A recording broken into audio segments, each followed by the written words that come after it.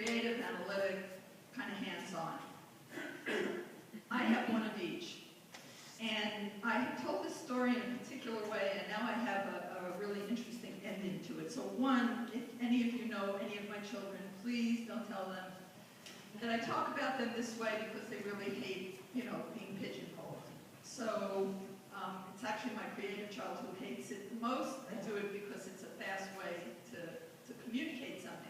My oldest kid was the straight A student athlete, went to UCLA, and surprise, became a lawyer. And that's what he did. And now, he was programmed that way. School was good for him. He didn't have much trouble. And so he was the conventional analytic kind of kid. My middle kid, Michael, is the creative kid. He's the one who objects the most because he says, rightfully, if you keep talking about me as the creative kid, nobody's going to think I'm smart. And he was the one who, last night, because it was my birthday, did a video that is the most precious gift I will ever receive in my life of, my friends and stuff like that. Is it hard to have a creative kid? Yeah, it is. And especially, I think, in affluent communities, we like the arts, right? I'm going tonight. What am I doing? I'm going to hear Mahler at the symphony. We like the arts. We just don't want our children to be in the arts.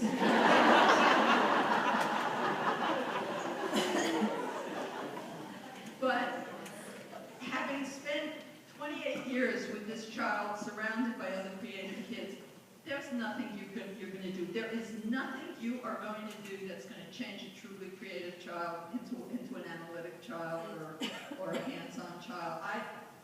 And this is just me speaking. This is not research. I try to be really research-based. Creativity, really creative kids are like a river. They just flow. Whatever they're doing, they look at it a little bit differently than other kids do, and they have access to things that other people don't have. And you can get in the way. You can be a big boulder in that river, and they will flow around you, right? But I think of all of these, it's the hardest kind of learning style to change, and I don't think we should. I think we undervalue creativity. If you've been looking at the Times, there's been a whole bunch of articles lately on creativity. Everybody's saying creativity, collaboration, 21st century skills, and it's true. Those are the skills that are going to be valued. We have a broken educational system in some ways because we're still sort of very focused on individual achievement, and out in the workplace, it's really about collaboration. And I'll finish this story in a second. My third son, Jeremy, who's my youngest, who just graduated college, he was always easy to use as an example of the average child. He graduated right in the middle of Redwood High School, right in the middle, making him the most average child ever written. And I kid you not, because I was once asked to give a talk on the average child, and some of you know this, and this was about 10 years ago, and not a single person showed up. Not one. Because there apparently is not a single average child. It's really extraordinary. Everybody's special. And by the way, every child is special. Every child absolutely is special, just not in this kind of particular way. Your job is to find out in what way your kid is special and to cultivate that. That is a lifetime of pleasure and learning and involvement and passion and all those kinds of things. So Jeremy was an average child. He did incredibly average in school. He went to a very non-competitive college, right? And somebody said to me at the time, because my two other kids, this is just a little bit of biography here, I had UCLA bumper sticker, right? Because I think there's so little sense of community. It's not like Brown and Princeton. UCLA is like, that's okay, that's good enough to put on a bumper sticker. And my other kid went to USC, which is in the same category, right? It's not Stanford, but okay, you can put that up. And when my third kid went to Cal Poly Pomona, now that's not the same thing as Cal Poly SLO. Cal Poly Pomona, it's a much less competitive school. And they said to me, oh, you're going to put that bumper sticker on? And I was like, you're damn right I'm going to put it on. That's where my kid went to school. And about midway through, he found something he loved. This was a kid who was a straight, average student in every way. And he found finance. As he said, he just was talking to my mom, who unfortunately has Alzheimer's, advanced Alzheimer's, and so conversations are kind of one way, but he was telling her about what he was interested in going into, and he said, Grandma, guess what I'm doing? And she didn't say much, and he said, well, listen, my father's a doctor, I have one brother who's a lawyer, and another brother who's in the media. There's nothing left for me. I'm either an accountant or a banker. And in fact, that's what he found, was finance. And he transferred, he went to USF, he graduated cum laude with every honor there was. Now that's different. Usually the story ends with my saying, I have this very average kid who is wonderful and kind and generous. But he ends up actually years later, so the story changes. Now he actually is quite successful. And he, like I said, he just graduated, and I can't tell you where this happened, but I was doing a sort of major financial transaction. And he came, this was maybe 3 months ago, and he came along with me. And just because he was never such an academic kid, he ended up cultivating a different skill set, which was very interpersonal and very empathic and warm. And I'm sitting for 2 hours working on this thing, and he's just aware of the time, and he'll say, hey, Ma, you know, I think we need to put a quarter in the meter, let me do that for you. And he runs down, puts the quarter in the meter, and I had a bad cold that day, somewhere in the middle of it, he says, Ma, you sound hoarse, I'm going to go get you some tea. And he comes back with the tea. None of it is, you know, it's just who this child is. And at the end of this 2-hour meeting, I finished the business that I have with the head of this organization, and he turns to my son and says, when do you graduate? And he said, in 3 months, and she said, I'm hiring you. He's the first one of his friends to be hired. She didn't ask where he went to school. She didn't ask what his grades were. She knew nothing about him other than he'd be a great person to work with because he was collaborative, and he was kind, and he was empathic. Am I proud of the story? Well, of course I'm proud of the story. But I think it serves a larger purpose also, which is what we used to consider soft skills. You know, really? I want my kids to do good. It's the STEM stuff, right, that we want our kids to do good and do well, and because then they're guaranteed of getting jobs. But I think that there are shifts going on out there. Certainly the kids who are good in STEM should be pursuing it, but it is not the only thing worth pursuing. And the kid who is not good in those things, I guarantee, I have never seen a child in therapy who doesn't have an interest in something, and a profound interest in something. And that includes depressed kids. It's just that often the interests that they have are not valued. So it may take me a month or 2 months to find out that a kid's a great photographer, but everybody in the family is a professor at either Stanford or some other place, and they feel like that's a worthless pursuit. I don't think it matters what your kid is interested in. I think it is the activity of being involved, of persevering, of making mistakes, of trying to get better that serves kids in tremendous ways, regardless of what they end up in. And the things that may seem just like idiotic or weird to us when kids are young. So on my oldest boy's team, the kid, the geeky kid who they put out in left field because he's never paying attention to the baseball game, right? Is kind of wandering off all the time. And so this was Tony, and he would wander off into the bushes because he was very interested in plants. And so he wanted to go somewhere that he wasn't really called on very often to do anything. And we all thought, I'm talking about 20 years ago, we all thought like, oh God, like Asperger's, who knows what's going on with this kid. Right? It's on the spectrum somewhere. Anyway, he loved plants. He is now the head of botany at one of the major universities in this country. And so it's very hard to predict what looks like a weird interest at 10 can turn out to be a lifetime of interest for kids. All right, now that I talked about my kids, I'm going to let you see them. So this is about 4 years ago. The one who's graduating law school, and Michael is in New York in theater, and Jeremy, who no longer has afro or braces, just started his job last week and is very happy with it. Okay.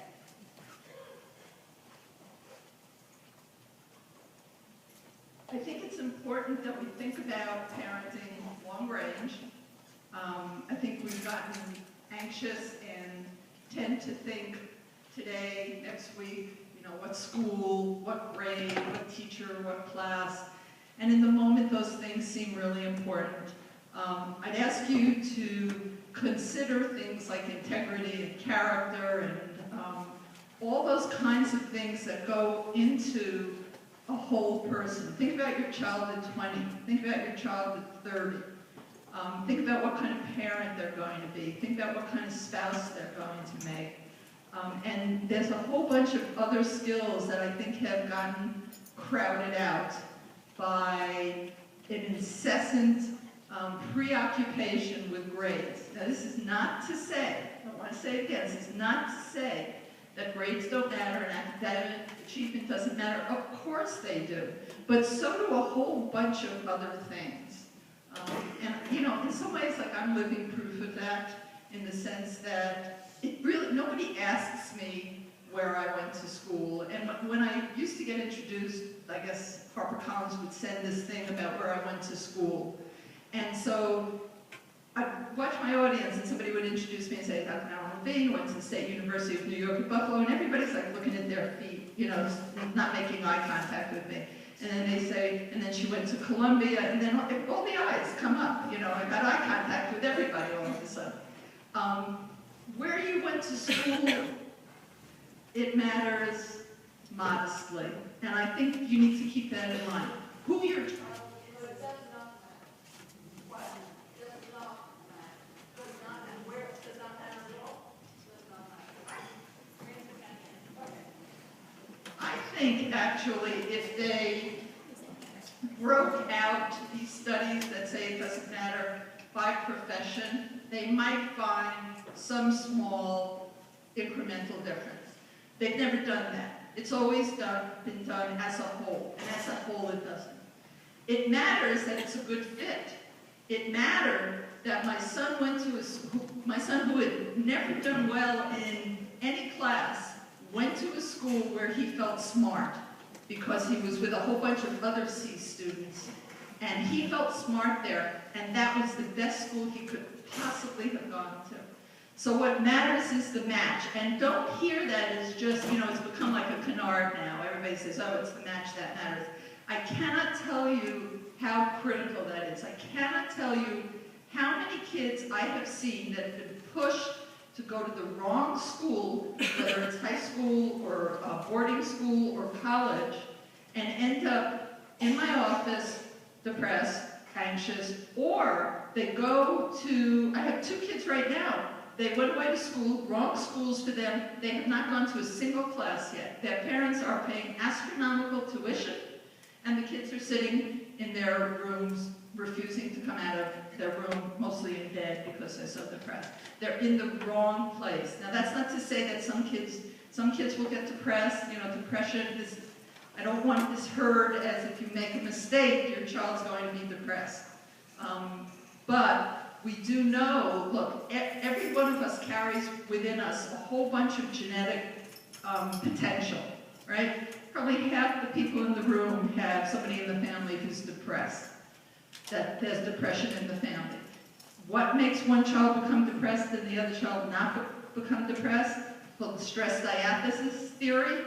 You stress that child enough, or that person enough, and the gene expresses itself. You're gentler, life is gentler to that child, and the gene may never express itself. So our job is not to always be stressing our children, is to make sure that they're not overly stressed. And how do you do that? You make sure they get enough sleep. You make sure we call it PDF, challenge success, playtime, downtime, family time. Every kid needs some time to recoup during the day. And to do something, even if you think it's stupid. You know, parents will say, well, he's not doing anything, he's playing video games. Well, gee, you know, when I get to a new city, the first thing I do is buy People magazine, go to my hotel room and read, you know, the trashiest thing I can find, right? Because it's like regeneration. So you need to do that. Your kids need to have chores, by the way, because they're part of the community. Every child in America knows how to get out of a chore. And the way to do that is you finish dinner, and it's your son's job to clear the table, and he says, oh, I have my AP Chem test tomorrow. And you go, don't worry about it, honey, I'll take care of it. I've been working all day myself, but for some reason, I think I should take care of it. So those are some of the things we can do, and we also must have our own lives. We must make adulthood look like a place our kids want to get to. Not that it's work, and then just do stuff with kids. It is a very unappealing point of view for children. And think about yourself when you were young, I'll stop in a minute, and how you looked forward to growing up. Remember, you were 12, you couldn't wait to be 13. You were 17, you couldn't wait to be 18. That's not what I hear from kids now. It doesn't look interesting. So I would not have taken my kids off those select teams, but I would not have gone every single solitary game. I would have used some of those Saturday mornings to meet with a friend, to have brunch with my husband, to pursue an interest. There's nothing that says that all your free time should be or has to be donated to child-centric activities. You want to maintain a life of your own so that you're not depressed, because a great predictor of your child's depression is your own depression. All right, I'm going to stop being signaled to stop so that we can do a little Q&A. Thank you for your attention.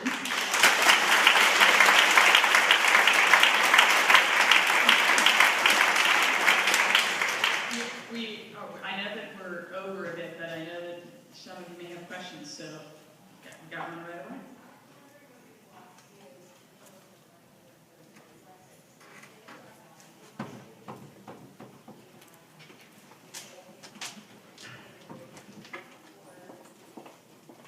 I have mixed feelings about it, and I'll tell you why. Because I think, the question was, what about kids with learning differences who are entitled to accommodations and don't want them, which is not an unusual scenario. So in general, I would say those kids really need accommodations to perform at their best level. But my personal experience with my own son who had it was that it was not worth the fight and how bad it made him feel. So if I had it to do over again, personally, I wouldn't have insisted on it. And I suppose it depends on the degree of disability. I mean, I see some kids who can't add 2 and 2 at 15. They will do very poorly without accommodations. I had a kid who couldn't find words and had some dyslexia and stuff like that. He figured his way around it. So I think it's a combination of knowing your own child, how severe the disability is, and what it means to them. So, for what it's worth. Yeah. I thought it was incredibly refreshing, and possibly like the most subversive thing you said was that it's unrealistic to expect every kid to discover their passion. When I spent the summer on college tours, and that's all they talk about, is we want the kid who has identified their passion, who has shown, a strong degree of interest in this and put all their energy. So what about, and the other day my daughter said, what happened to all the well-rounded kids? And I wondered. What happens what? All the well-rounded kids. And I wondered that too. I mean, what does the kid do who's sort of in that college process and has heard this message over and over and over, that if you don't have an intense passion, you're not of interest to maybe some more select schools? The question is, I heard most of it, I think. If college applications want to know what your passion is, and I retracted my statement about your kid having to have a passion, and what about kids who are well-rounded, what happens to them? So, you know, is the college system about to change? Not really. And that particular framing of kids has to do with the idea that a kid who is extremely bright